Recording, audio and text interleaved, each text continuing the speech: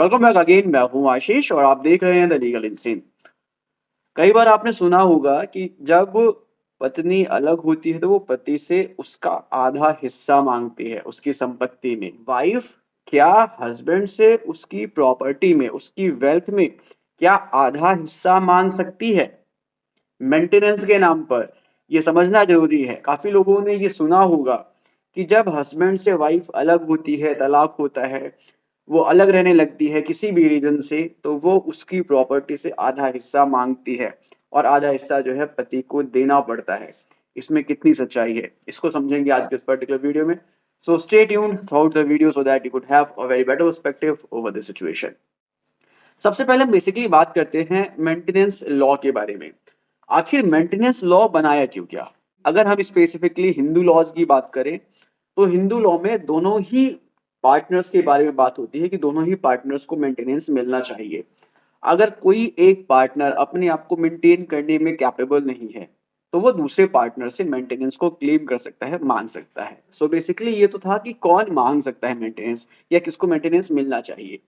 लेकिन मेंटेनेंस के पीछे का मेन पर्पस क्या है, इसको समझना जरूरी है। सुप्रीम कोर्ट ने मेंटेनेंस को लेकर कहा कि अगर पति पत्नी को छोड़ देता है तो उस पत्नी को प्रोटेक्ट करने के लिए, उसको एम्पावर करने के लिए, उसको जस्टिस देने के लिए, सोशल जस्टिस देने के लिए और उसकी डिग्निटी को अपहोल्ड करने के लिए ही मेंटेनेंस दिया जाता है। सो बेसिकली इसका मतलब क्या हुआ कि अगर पत्नी पति से अलग हो गई है, पति ने उसको छोड़ दिया है या किसी वैलिड रीजन की वजह से जो है पत्नी अलग रह रही है, तो उस पत्नी का अधिकार है कि वो एक अच्छी डिग्निफाइड लाइफ को एंजॉय कर सके। उसका जो सोशल स्टेटस है वो मेंटेन रहे, जो उसका ससुराल में लिविंग स्टैंडर्ड था वो मेंटेन रहे, वो अपने आप को प्रोटेक्टेड फील करे, एम्पावर्ड फील करे। सो इसीलिए बेसिकली जो है मेंटेनेंस का प्रावधान हमारे कानून में है और इसी चीज के लिए ही मेंटेनेंस दिया जाता है।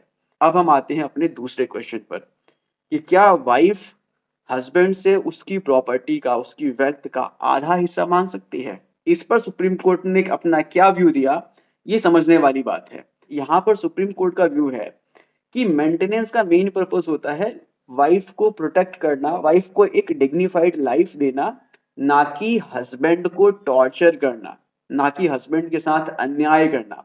अगर हस्बैंड कमा रहा है, अच्छा कमा रहा है और उसके पास अच्छी संपत्ति है, तो इसका मतलब ये नहीं है कि वाइफ इन मेंटेनेंस लॉज को यूज करके उससे पैसे एक्सटॉर्ट कर ले, पति को परेशान करे, उस पर झूठा केस लगाए। ऐसा वो नहीं कर सकती है। उसको सिर्फ उतना ही मेंटेनेंस मिलेगा जितना उसकी डिग्निफाइड लाइफ के लिए जरूरी है, जितना उसके सोशल स्टेटस के लिए जरूरी है। जो ससुराल में उसका स्टैंडर्ड था उसको मेंटेन करने के लिए जरूरी है, सिर्फ उतना ही मेंटेनेंस वाइफ को मिलना चाहिए, उससे ज्यादा नहीं। पत्नी पति की संपत्ति में आधा हिस्सा नहीं मांग सकती। इस चीज को सुप्रीम कोर्ट ने अपने इस जजमेंट में कहा था। अब आखिर एक प्रश्न फिर सामने आता है कि वाइफ को कितना मेंटेनेंस मिलना चाहिए और किस हिसाब से मिलना चाहिए। भाई कोई स्टैंडर्ड तो होगा, किस बिहाफ पर जो है मेंटेनेंस मिलना चाहिए। इस पर सुप्रीम कोर्ट ने कहा कि वाइफ का जो ससुराल में लिविंग स्टैंडर्ड था उसको मेंटेन करने के लिए ही उसको मेंटेनेंस मिलना चाहिए। और ये मेंटेनेंस कैसे डिसाइड होगा? ये मेंटेनेंस डिसाइड होगा वाइफ की अर्निंग कैपेसिटी को देखकर, वाइफ की इनकम कितनी है और वाइफ की सोशल नीड्स कितनी है, जो उसकी ज़रूरतें हैं, जो वास्तविक ज़रूरतें हैं।